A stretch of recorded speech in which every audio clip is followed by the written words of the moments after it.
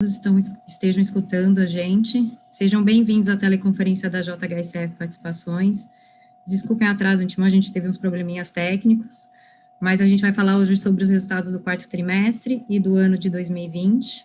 Estão presentes hoje comigo, o Thiago Alonso de Oliveira, diretor-presidente, e eu, Mara Boaventura Dias, diretora de Relações com Investidores. Informamos que a apresentação será gravada e que todos os participantes estarão apenas ouvindo. Esse evento está sendo transmitido simultaneamente via YouTube, pela página da JHSF Participações e via webcast, podendo ser acessado no site de Relações com Investidores da JHSF, no endereço ri.jhsf.com.br, e pela plataforma do MZIQ, onde a apresentação também está disponível para download. Por favor, faça a sua pergunta pelo webcast, clicando em Pergunta ao Palestrante. Antes de prosseguir, gostaríamos de esclarecer que eventuais declarações que possam ser feitas durante essa teleconferência relativas a perspectivas de negócios, projeções e metas operacionais e financeiras da JHSF constituem crenças e premissas da diretoria da companhia, bem como informações atualmente disponíveis. Elas envolvem riscos e incertezas, pois se refere a eventos futuros e, portanto, dependem de circunstâncias que podem ou não ocorrer. Alterações na política macroeconômica ou na legislação e outros fatores operacionais podem afetar o desempenho futuro da JHSF e conduzir a resultados que diferem materialmente daqueles expressos em tais considerações futuras. Agora gostaria de passar a palavra para o Thiago, que iniciará a apresentação. Por favor, Thiago, pode prosseguir. Mara, boa tarde a todos. Obrigado por aqueles que estão aqui para acompanhar os nossos resultados. A gente trouxe aqui numa primeira página os destaques daquilo que a gente percebeu aí de mais importante durante o ano de 2020. Queria começar, na realidade, primeiro com um grande agradecimento aí às 3.200 pessoas do time da JHSF pela dedicação, pelo empenho, pelos resultados que eles nos ajudaram aí a entregar num ano tão desafiador quanto foi o ano de 2020. Fruto do trabalho desse time, a gente trouxe um resultado consolidado aí durante o ano, com crescimento da receita líquida da ordem de 84%, o lucro bruto cresceu 162%, um crescimento da ordem de 245% no EBITDA ajustado, e o lucro líquido praticamente dobrou com relação ao apresentado no ano de 2019. Como destaque na área de incorporação, a gente viu as vendas crescerem praticamente 230%, e a companhia também fez 2 investimentos importantes para o desenvolvimento futuro de novos negócios, que foram 2 terrenos, um no Complexo Boa Vista e o segundo aqui no entorno do Cidade Jardim. Na divisão de renda recorrente, nós abrimos 2 shoppings, o BV Market e o CJ Shops, além da abertura de novas operações de varejo. Na área de hospitalidade e gastronomia, foram 3 restaurantes abertos, a criação do produto Selecione Fasano, e nós percebemos uma atividade dos hotéis de lazer com uma ocupação durante o período mais do final do ano, também em níveis aí bastante elevados. Por fim, na atividade do aeroporto, nós atingimos a capacidade que tínhamos disponível no primeiro trimestre. Ao longo do ano, nós fizemos expansões de capacidade, que a gente chama isso quintão de expansão 1, e terminamos o ano com 3 novos hangares já em operação, que se somam aos 2 anteriores. Então, apesar das adversidades vividas aí por conta da pandemia, a companhia soube gerir ou gerenciar os seus aspectos operacionais de curto prazo, mas também sem perder de vista a construção estratégica de médio e de longo prazo, com todos esses passos que a gente acabou de passar por aqui. Então, falando um pouco em termos de números, né, nossa receita líquida, no ano, ela foi para 1.170 bilhões, foram 84% de crescimento com relação ao número que nós vimos no ano de 2019. Nas próximas páginas eu detalho um pouco mais, mas já adianto aqui que o grande destaque no crescimento da receita líquida veio da parte de negócios imobiliários. O lucro bruto também teve um crescimento importante, a gente cresceu de 308 para 810 milhões, portanto, quase 500 milhões, aqui um pouquinho mais do que 500 milhões de crescimento de lucro bruto. Quando a gente olha para o EBITDA ajustado, esse crescimento também se assemelha praticamente àqueles 500 milhões que a gente vê que veio do lucro bruto. E, por fim, no lucro líquido, a gente tem um crescimento aqui da ordem de 310 milhões, praticamente dobrando o lucro líquido que foi apresentado durante o ano de 2020. Como incorporação foi a nossa divisão de maior destaque durante o ano, a gente está trazendo aqui para comentar primeiro e trazendo aqui um contexto inicial de vendas, né? Então, nós crescemos praticamente 230% o volume vendido ao longo do ano de 2020. O grande destaque aqui é o projeto da Fazenda Boa Vista, mas também a gente tem que destacar aqui que o Boa Vista Village e o Fazenda Jardim também, Cidade Jardim, apresentaram também bom crescimento com relação ao ano de 2019. Em termos de receita bruta, a gente cresceu 243%. Para aquelas pessoas que estão aqui conciliando o número da receita bruta com vendas, no negócio da incorporação, a gente tem um diferimento do reconhecimento de receita que está associado com o processo de contabilização de percentage of completion, por isso que os números não são necessariamente aqui os mesmos. E olhando para a parte do EBITDA ajustado, a gente viu o crescimento aqui da ordem de 5 vezes, saindo de 100 milhões e chegando em 661 milhões de crescimento. Portanto, fica ainda uma receita a reconhecer de 440 milhões e a companhia tem uma carteira imobiliária ainda a performar de mais 955 milhões para os próximos trimestres. Falando um pouquinho do ambiente da renda recorrente, esse foi um dos negócios da companhia que sofreu um impacto importante aí da pandemia.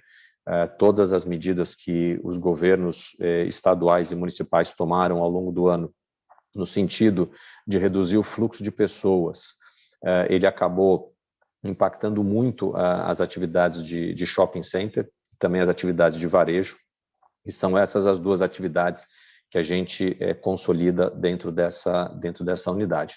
Então, em termos de vendas dos lojistas, quando a gente olha na evolução do quarto trimestre para o terceiro trimestre, um crescimento expressivo, 77%.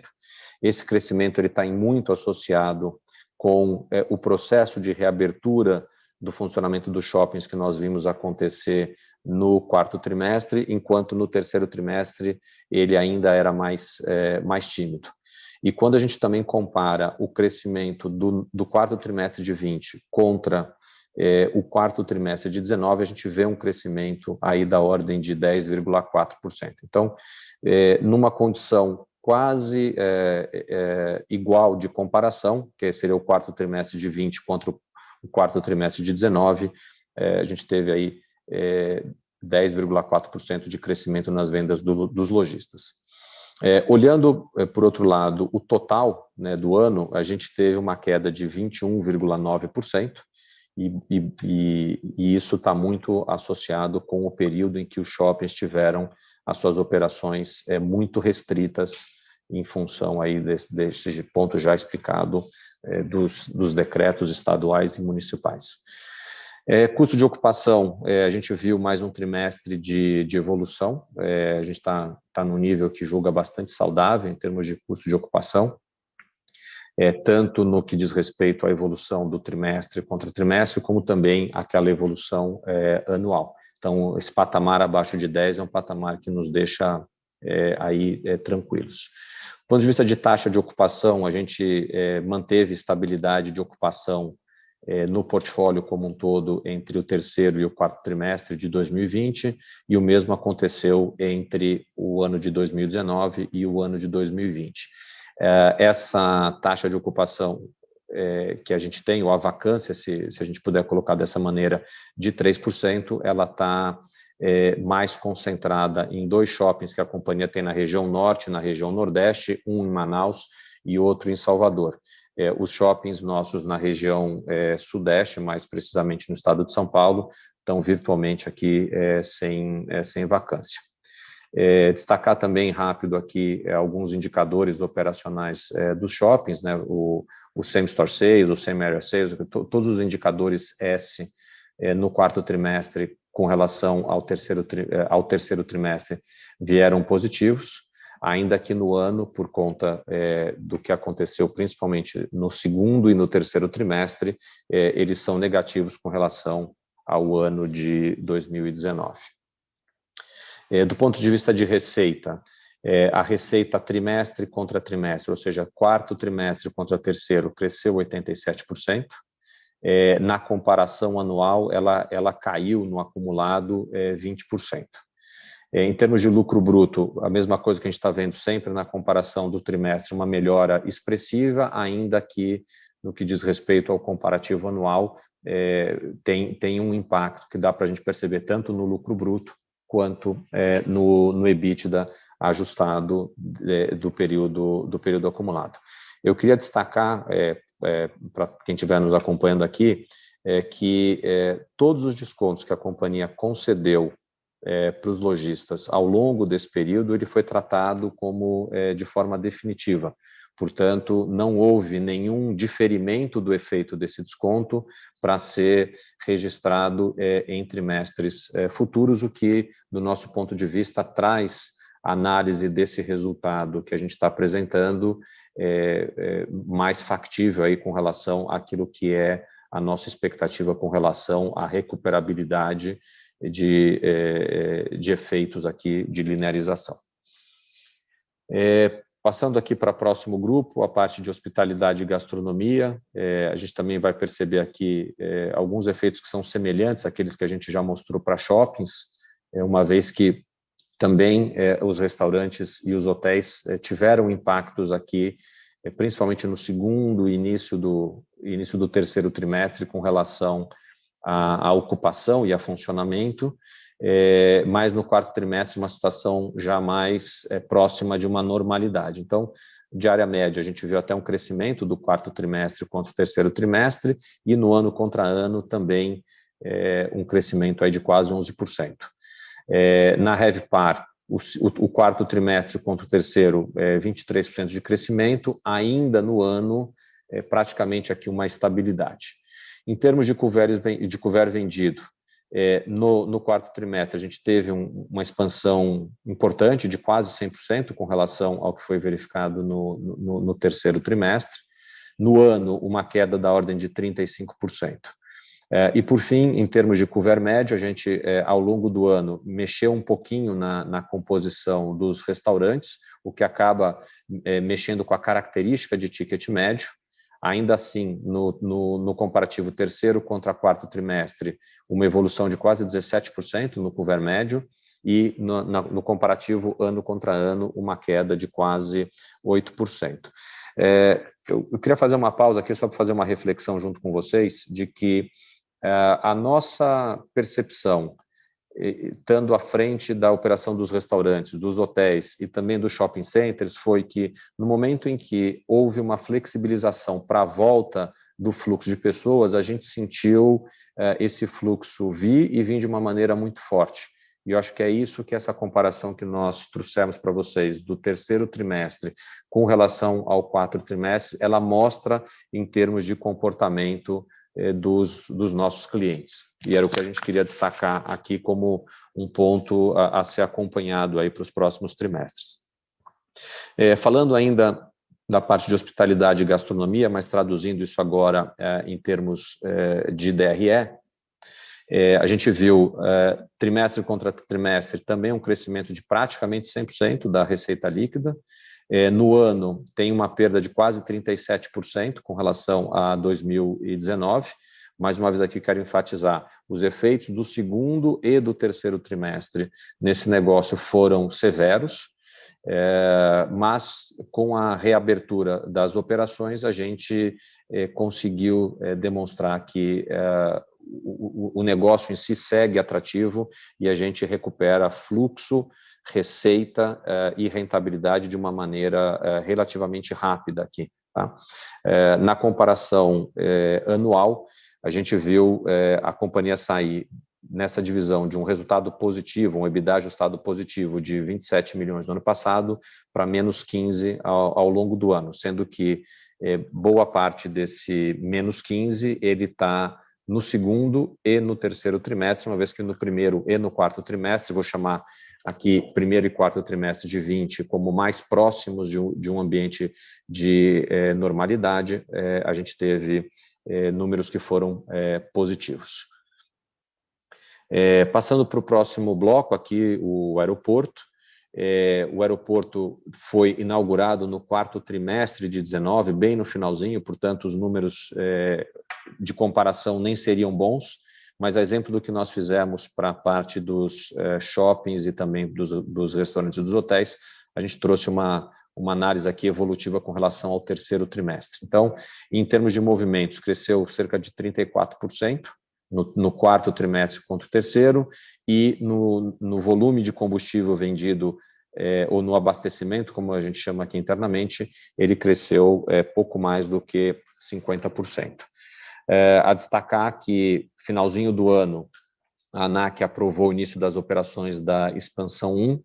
Nesse momento, a gente está operando o aeroporto com 55 mil metros quadrados de capacidade de hangaragem e de pátio. Então, a fase que nós estamos no aeroporto nesse momento é de aumentar a utilização dessa capacidade dos 55 mil metros quadrados, e com isso a gente tem aumentado aí progressivamente a quantidade de aeronaves que estão permanentemente hangaradas conosco. Em termos de receita líquida, né, 24% praticamente de crescimento tri contra tri, 21% de crescimento de lucro bruto e praticamente 82% de crescimento no EBITDA ajustado. O aeroporto ele tem crescido a sua margem trimestre a trimestre, e acho que esse é um trabalho que a comercialização de mais capacidade dos hangares e dos pátios vão ampliar com o tempo a alavancagem operacional dessa divisão de negócios da companhia. Falar um pouquinho aqui para vocês, uma atualização rápida do desenvolvimento do nosso programa digital. Durante o ano passado, nós lançamos 2 novos aplicativos, que foi o CJ Food, que hoje já tem mais de 20 restaurantes, além do aplicativo Fazano. Na parte mais voltada para fashion, a gente viu o CJ Fashion crescer a quantidade de marcas. Hoje a gente já tem mais de 400 marcas que estão em comercialização. Olhando o quarto trimestre especificamente, crescimento de 190% nas vendas. Se nós olharmos o ano de 20 contra 19, 1.447% de crescimento. Então, claramente, essa aqui é uma área de negócios que tem apresentado bons níveis de crescimento. Ainda a destacar o crescimento de vendas quarto tri contra quarto tri de 420%, e no ano contra ano 2.400%. Acho que as companhias que adotaram modelo omnichannel durante o ano repararam taxas de crescimento bastante expressivas nas suas atividades digitais, e acho que conosco também não foi muito diferente. Por fim, mas não menos importante, a gente olhando os deliveries que o Fazano fez, cresceu 9 vezes no ano contra ano. Então, claramente tem aqui uma tendência das pessoas, e acho que não só uma tendência, mas foi uma necessidade, né, das pessoas saírem menos de casa, mas ainda assim quererem receber uma boa gastronomia em casa. E, por fim, o JHSF Real Estate Sales, a gente cresceu 4 vezes a quantidade de usuários ao longo do ano. Acho que a gente tem ainda algumas novidades aí para trazer em breve com relação à sequência aqui do nosso desenvolvimento digital, mas entendíamos que era importante fazer essa atualização durante esse call de resultados. Por fim, acho que ESG é um tema que hoje está na agenda de qualquer companhia, conosco aqui não é diferente. A gente está organizando uma série de ações internas e algumas até de natureza interna, e queria dividir com vocês. Primeiro, do ponto de vista de atenção ao meio ambiente, a companhia tem feito já há décadas, isso não é um trabalho de ontem, não, uma série de ações de preservação ambiental e de replantio de árvores. Nós trouxemos aqui dois exemplos, que na parte da Fazenda Boa Vista, tanto preservação de matas nativas, como também de replantio de árvores, são praticamente 3 milhões de metros quadrados, onde tem uma ação ambiental clara, e a gente nota uma evolução também bastante expressiva no que diz respeito à fauna. Então, fauna e flora aqui se recuperando fruto dessa ação ambiental nossa. O Parque Catarina, que é onde a gente tem o aeroporto, onde fica o Catarina Fashion Outlet, a gente também tem um parque ali com aproximadamente 2 milhões de metros quadrados, é uma área de preservação ambiental, e assim seguirá daqui para frente. Do ponto de vista de manejo de resíduos, a gente tem os resíduos das obras, eles são separados e são descartados e quando possível, reciclados de maneira correta, e a gente trabalha isso aqui também numa ação que ela é híbrido de ambiental com social, que é próximo a cooperativas de reciclagem. Acho que a frente social, que é a próxima, durante o ano, a gente deu bastante destaque aqui do que vinha fazendo, né, em ações de apoio a instituições filantrópicas. A gente tem uma parceria de muitos anos com o GRAAC, também com a Abrace e com a comunidade do Jardim Panorama. São 3 entidades que a gente acompanha de perto aí o trabalho que fazem e valoriza muito aquilo que eles levam em termos de benefício para a comunidade. Eu acho que tanto a companhia quanto diversas pessoas que trabalham aqui conosco são, inclusive, diretamente engajadas aí também nessas atividades. Por força do Covid, a gente também fez várias doações aí ao longo do ano, doações essas, em alguns casos, de materiais, ou seja, equipamento, cestas básicas, remédios, equipamentos de proteção individual, mas também fizemos doações em recursos, em dinheiro, para algumas instituições que estavam precisando de apoio. Temos dentro da companhia um programa de inclusão e de criar pluralidade, que é o Mais Diversidade. Em termos de representação feminina, a gente tem 54% da força de trabalho que está na nossa holding hoje representada por mulheres, e na nossa diretoria estatutária são 40% de representação feminina. Por fim, em termos de governança, nós fizemos no final do ano passado um movimento de ampliação do Conselho de Administração. Hoje, 78% da composição do Conselho de Administração da companhia é independente, e esses conselheiros independentes são sempre a maioria nos 7 comitês que a companhia tem hoje em funcionamento, sendo que alguns deles, inclusive, têm 100% da sua composição feita por membros independentes. E, por fim, a companhia opera com o seu conselho fiscal implantado. Então, Conselho de Administração Independente, 7 comitês, todos eles com maioria independente, conselho fiscal em funcionamento. Queria, antes da gente passar para a fase aqui de perguntas e respostas, só voltar aqui a enfatizar algumas mensagens rápidas com vocês, que apesar das adversidades aí que impactaram mais o negócio de renda recorrente, hospitalidade e gastronomia, a gente conseguiu apresentar um bom crescimento receita, lucro bruto, EBITDA ajustado e também do nosso lucro líquido. Os negócios imobiliários tiveram um desempenho de vendas realmente bastante forte ao longo do ano. Na frente operacional, a companhia não deixou de executar o seu plano estratégico, que previa a abertura de shoppings, a abertura de novos restaurantes, lançamento de novos produtos e também a parte de expansão do aeroporto e a sequência das nossas expansões de operações de varejo. Em termos de governança, um movimento importante que foi concluído no final do ano passado, uma consciência grande com relação aí à necessidade de diversas entidades de ter apoio num período hiper difícil que a pandemia trouxe para todo mundo. Ainda no ano passado, nós fizemos alguns movimentos que reforçam tanto a estrutura, que reforçaram, né, tanto a estrutura de capital quanto aprimoraram o perfil do endividamento da companhia.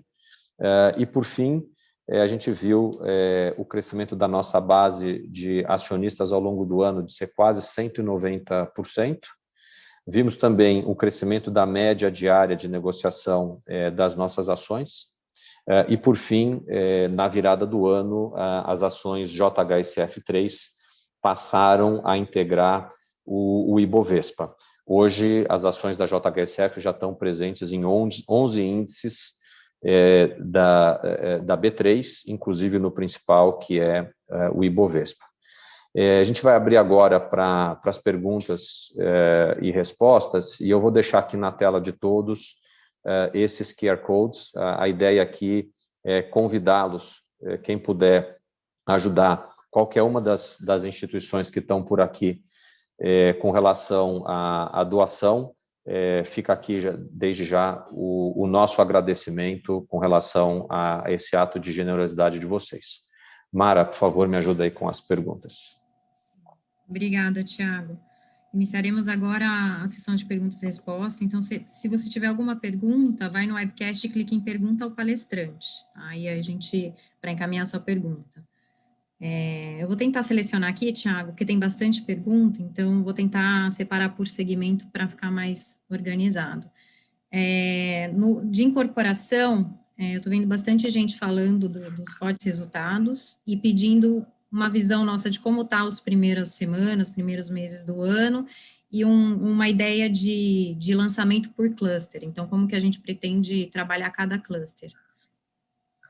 Tá bom, vamos lá. Eu acho que em termos de primeiro trimestre, eu acho que, e aqui acho que serve para todos os negócios, a gente está vendo uma sequência do movimento.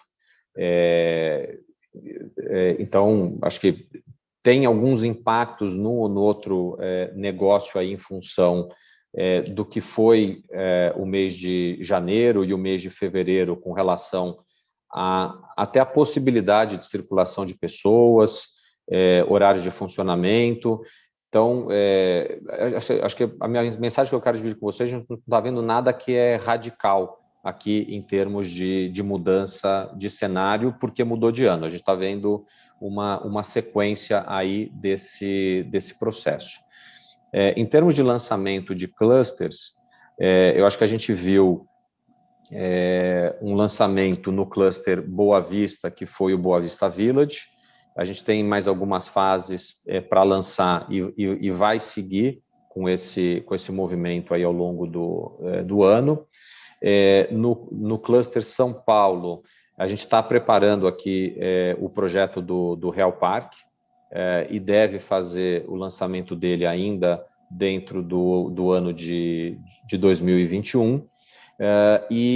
A gente está dando sequência também lá ao projeto, melhor dizendo, do Parque Catarina. Então, acho que nas três frentes da companhia, no que diz respeito à incorporação, a gente está andando dentro do nosso objetivo de longo prazo.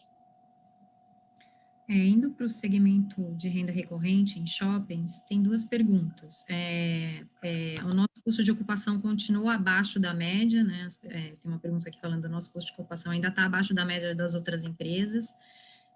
O que a gente, enfim, por que esse motivo e o que a gente acha que deve esse motivo de estar abaixo da média. Além disso, perguntaram do CJ Shops, Jardim, se vai ser replicado em outras cidades no Brasil. E depois, entrando mais no digital, qual que é a nossa estratégia para frente? Enfim, começar pelo CJ Fashion, desculpe, pelo CJ Shops. Nesse momento, não, a gente não está pensando em nenhum projeto como esse para fora da cidade de São Paulo. Para a cidade de São Paulo, a gente está pensando, e na verdade até tem o projeto em andamento, que é o do Faria Lima Shops. Com relação à taxa, ao custo de ocupação, a razão pela qual o nosso custo de ocupação é mais baixo é porque os lojistas que trabalham com a gente vendem mais e pagam menos de custo de ocupação. Então, isso aqui tem a ver com o quanto cresceu a venda deles e o quanto ficou, vamos dizer, estável aqui a questão dos gastos com aluguel e com condomínio.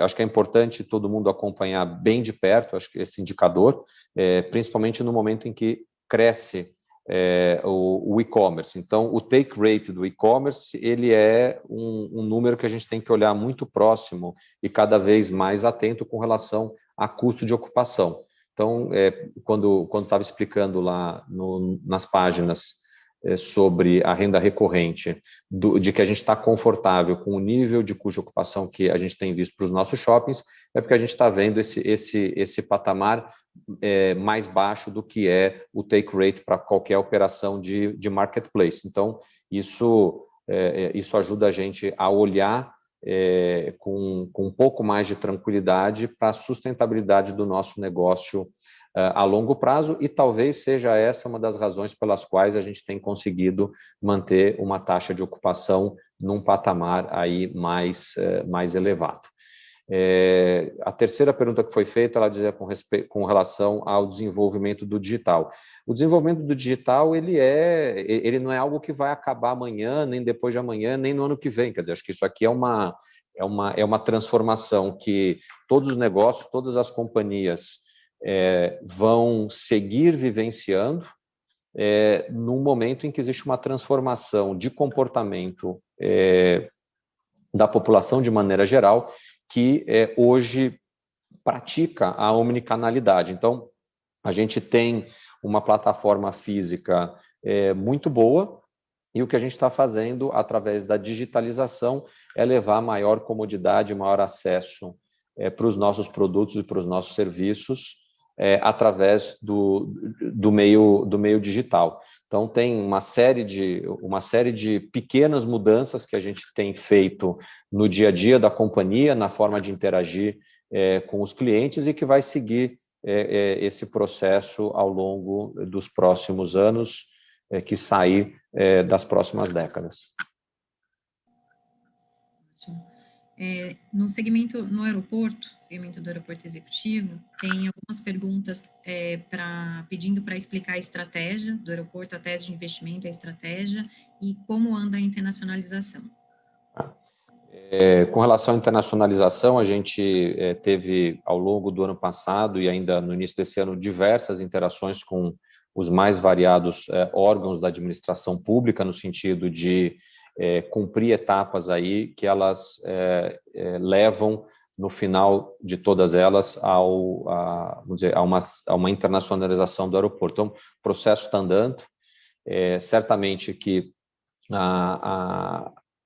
o fato da gente ter tido a Covid atrapalhou um pouco esse fluxo, e o tempo se tornou um pouco mais longo, mas a gente segue aí progredindo diariamente na direção da internacionalização. Em termos de tese de investimento, a tese da companhia é uma tese de que nós somos uma companhia que trabalha para o público de alta renda, e anos atrás identificamos que existia uma lacuna grande no que diz respeito a atender esse cliente nas suas necessidades de viagem. Então, o aeroporto é um pedaço dessa estratégia, ele é mais a parte física dessa experiência de viagem, que a gente tem aprimorado em diversas outras esferas, quando, por exemplo, leva para dentro do aeroporto gastronomia. Quando eu digo do aeroporto, não é só do aeroporto físico, mas dentro das aeronaves. A gastronomia, quando cria um ambiente de sala de embarque, que tem muito mais a ver com a casa do nosso cliente do que com um saguão frio de um aeroporto, quando a gente leva conforto e comodidade para os tripulantes, então, seja sala de descanso, sejam salas de programação de voo, local para fazer atividade física e por aí vai. Então, acho que a gente percebe que existe aí um nível de serviço sendo prestado aquém do que poderia ser prestado, e a gente tem, aos poucos, trazido tudo isso para dentro do aeroporto e, dentre outros fatores, que não é só a maior pista privada do país, mas é uma das pistas mais longas que a gente tem em operação no país, inclusive comparando aqui com os aeroportos comerciais, aspectos de segurança, localização. Existe aqui uma dezena, se não 2 dezenas de fatores pelos quais a gente tem lutado aí no sentido de bem posicionar o São Paulo Catarina Aeroporto Executivo como a principal alternativa para a aviação executiva no país.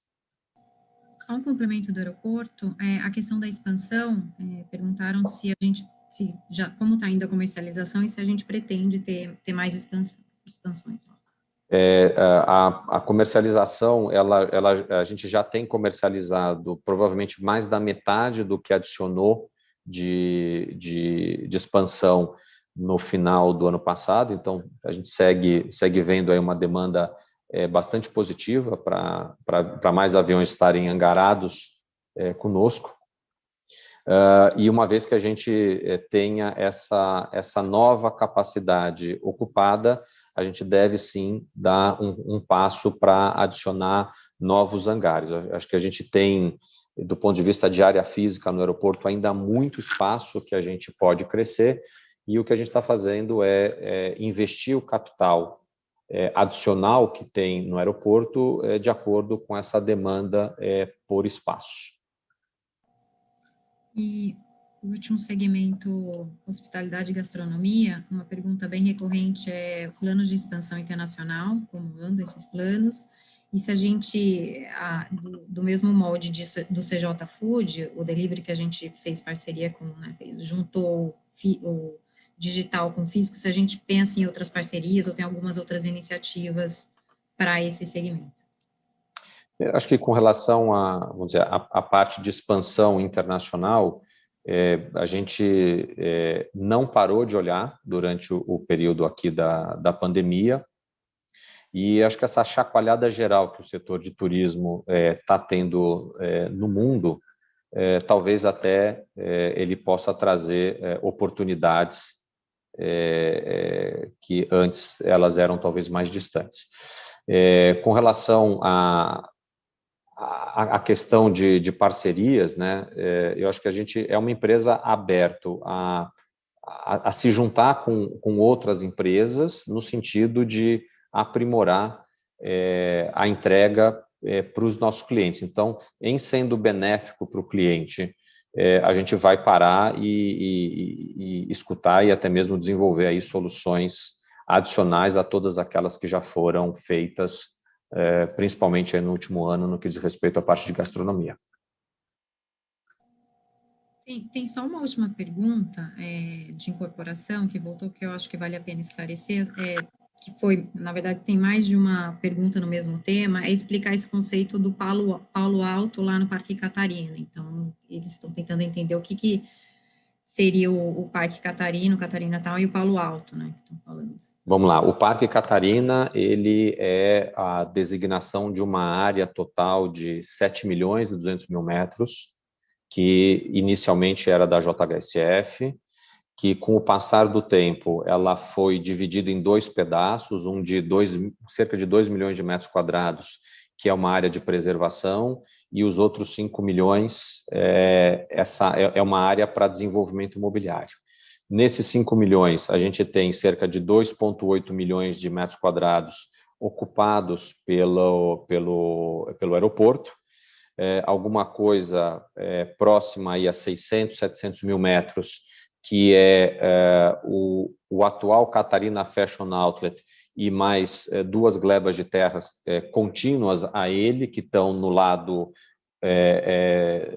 no sentido capital interior, da rodovia Castelo Branco, e dentro dessa equação aqui sobrou algo próximo a 2 milhões e pouquinho de metros quadrados, que é uma área que a XP Investimentos comprou para fazer o projeto da Vila XP, e na área que circunda o projeto da Vila XP, a JHSF vai desenvolver o Catarinatal, que a nossa inspiração é um polo tecnológico com presença de players financeiros e desenvolvido num conceito de muita sustentabilidade e integração do trabalho com o viver. Então, isso daqui é a contextualização do projeto do Catarinatal. Acho que foram essas as perguntas. Enfim, se eu deixei, eu acho que eu tentei ler tudo, tinha bastante, se eu deixei de perguntar alguma coisa, tocar em algum ponto específico, o e-mail do RI está disponível, ri@jhsf.com.br, o telefone também, né, 011-3702-5473. Tiago, eu passo a palavra de novo para você para encerrar, finalizar a nossa apresentação. Bom, mais uma vez, obrigado a todos por terem participado. Queria deixar mais uma vez uma mensagem profunda de agradecimento aí ao nosso time. Parabéns pelo trabalho que vocês fizeram em 2020 e a gente segue aí 2021 para continuar entregando bons resultados para os nossos acionistas. Obrigado a todos pela participação. Mara, obrigado pela sua ajuda aqui durante a nossa conferência, e também de público, parabéns aí pela sua recente promoção e nomeação como diretora de relação com investidores da companhia. Obrigada, prazer.